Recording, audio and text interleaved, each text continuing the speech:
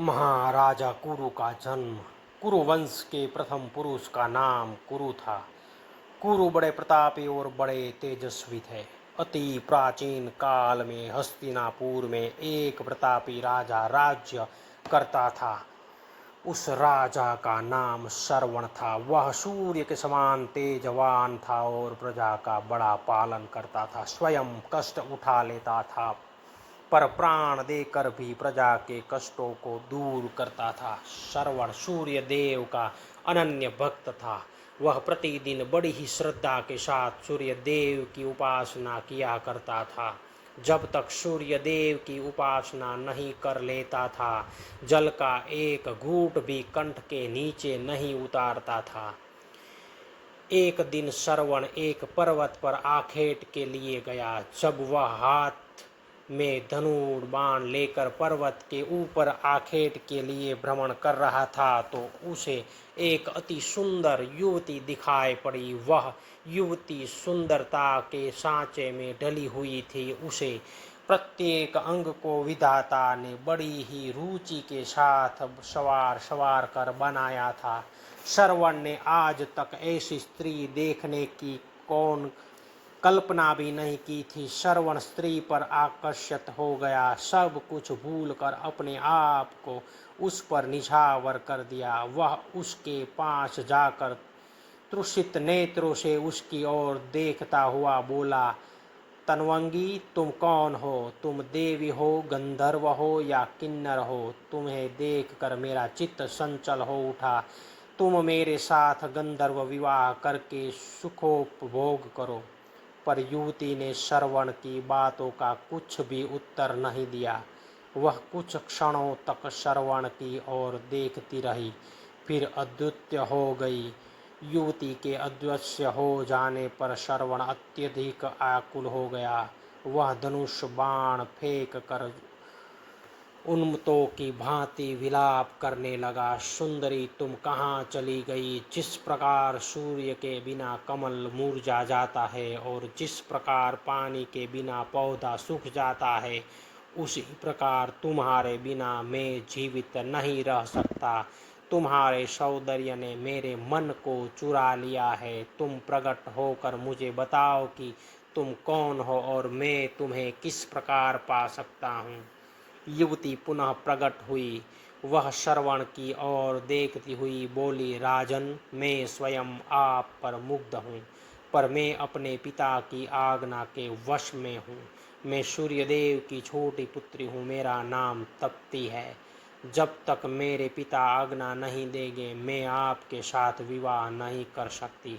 यदि आपको मुझे पाना है तो मेरे पिता को प्रसन्न कीजिए। युवती अपने हाथ कथन को समाप्त करती हुई पुनः अदृश्य हो गई। श्रवण पुनः उन्मत्तों की भांति विलाप करने लगा। वह आकुलित होकर पृथ्वी पर गिर पड़ा और तप्ती तप्ती की पुकार से पर्वत को ध्वनित करने लगा।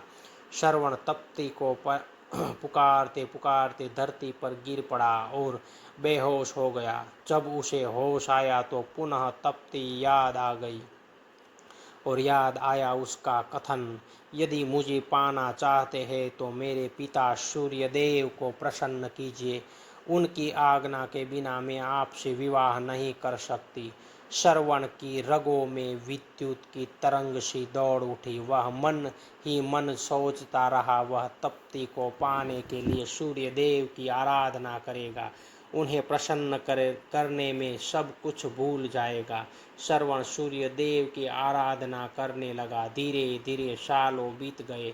श्रवण तप करता रहा। आखिर सूर्यदेव के मन में श्रवण की परीक्षा लेने का विचार उत्पन्न हुआ। रात का समय था। चारों ओर सन्नाटा छाया हुआ था। श्रवण आंखें बंद किए हुए ध्यान मग्न बैठा था। सहसा उसके कानों में किसी की आवाज पड़ी, श्रवण, तुम यहाँ तप में संलग्न है? तेरी राजधानी आग में जल रही है। श्रवण फिर भी चुपचाप अपनी जगह पर बैठा रहा। उसके मन में रंच मात्र भी दुख पैदा नहीं हुआ। उसके कानों में पुनः दूसरी आवाज पड़ी, श्रवण, तेरे कुटुंब के सभी लोग आग में जलकर मर गए, किंतु फिर भी वह हिमालय सा दृढ़ होकर अपनी जगह पर बैठा रहा। उसके कानों में पुनः तीसरी बार कंठस्वर पड़ा, श्रवण, तेरी प्रजा अकाल की आग में जलकर भस्म हो रही है। तेरे नाम को सुनकर लोग थू थू कर रहे हैं। फिर भी वह दृढ़ता पूर्वक तप में लगा रहा। उसकी दृढ़ता पर सूर्य देव प्रसन्न हो उठे और उन्होंने प्रकट होकर कहा, श्रवण, मैं तुम्हारी दृढ़ता पर मुग्ध हूँ। बोलो, तुम्हें क्या चाहिए? श्रवण सूर्य देव को प्रणाम करता हुआ बोला, देव, मुझे आपकी पुत्री तप्ती को छोड़कर और कुछ नहीं चाहिए। कृपा करके मुझे तप्ती को देकर मेरे जीवन को कृतार्थ कीजिए। सूर्यदेव ने प्रसन्नता की मुद्रा में उत्तर दिया, श्रवण, मैं सब कुछ जानता हूँ। तप्ती भी तुमसे प्रेम करती है, तप्ती तुम्हारी है। सूर्यदेव ने अपनी पुत्री तप्ती का श्रवण के साथ विधिवत विवाह कर दिया। श्रवण तप्ती को लेकर उसी पर्वत पर रहने लगा और राग रंग में अपनी प्रजा को भी भूल गया। उधर श्रवण के राज्य में भीषण अकाल पैदा हुआ। धरती सूख गई, कुएं, तालाब और पेड़ पौधे भी सूख गए। प्रजा भूख मरने लगी। लोग राज्य को छोड़कर दूसरे देशों में जाने लगे। किसी देश का राजा जब राग रंग में डूब जाता है तो उसकी प्रजा का यही हाल होता है। श्रवण का मंत्री बड़ा बुद्धिमान और उदार हृदय का था। वह श्रवण का पता लगाने के लिए निकला। वह घूमता घूमता उसी पर्वत पर पहुंचा जिस पर श्रवण तृप्ति के साथ निवास करता था।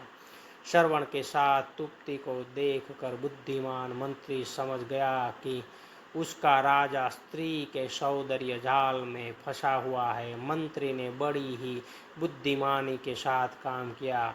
उसने श्रवण को वासना के जाल में से छुड़ाने के लिए अकाल की आग में जलते हुए मनुष्य के चित्र बनाए। वह उन चित्रों को लेकर श्रवण के सामने उपस्थित हुआ। उसने श्रवण से कहा, महाराज, मैं आपको चित्रों की एक पुस्तक भेंट करना चाहता हूँ। मंत्री ने चित्रों की वह पुस्तक श्रवण की ओर बढ़ा दी। श्रवण पुस्तक के पन्ने उलट पलट कर देखने लगा। किसी पन्ने में मनुष्य पेड़ों की पत्तियों खा रहे थे, किसी पन्ने में माताएं अपने बच्चों को कुएं में फेंक रही थी, किसी पन्ने में भूखे मनुष्य जानवरों को कच्चा मांस खा रहे थे और किसी पन्ने में प्यासे मनुष्य हाथों में कीचड़ लेकर चाट रहे थे। श्रवण चित्रों को देखकर गंभीरता के साथ बोला, यह किस राजा के राज्य की प्रजा का दृश्य है? मंत्री ने बहुत ही धीमे और प्रभावपूर्वक स्वर में उत्तर दिया, उस राजा का नाम श्रवण है। यह सुनकर श्रवण चकित हो उठा। वह विस्मय भरी दृष्टि से मंत्री की ओर देखने लगा। मंत्री पुनः अपने ढंग से बोला, मैं सच कह रहा हूँ महाराज, यह आपकी ही प्रजा का दृश्य है। प्रजा भूखों मर रही है, चारों ओर हाहाकार मचा है। राज्य में न अन्न है न पानी है, धरती की छाती फट गई है। महाराज, वृक्ष भी आपको पुकारते पुकारते सूख गए हैं। यह सुनकर श्रवण का हृदय कांप उठा। वह उठकर खड़ा हो गया और बोला, मेरी प्रजा का यह हाल है और मैं यहाँ मद में पड़ा हुआ हूँ। मुझे धिक्कार है। मंत्री जी, मैं आपका कृतज्ञ हूँ। आपने मुझे जगाकर बहुत अच्छा किया। श्रवण तृप्ति के साथ अपनी राजधानी पहुँचा। उसके राजधानी में पहुँचते ही जोरों की वर्षा हुई। सूखी हुई पृथ्वी हरियाली से ढक गई। अकाल दूर हो गया। प्रजा सुख और शांति के साथ जीवन व्यतीत करने लगी। वह श्रवण को परमात्मा और पत्नी को देवी मानकर दोनों की पूजा करने लगी। श्रवण और तप्ती से ही कुरु का जन्म हुआ था। कुरु भी अपने माता पिता के समान ही प्रतापी और पुण्यात्मा थे। युगों बीत गए हैं, किंतु आज भी घर घर में कुरु का नाम गूंज रहा है।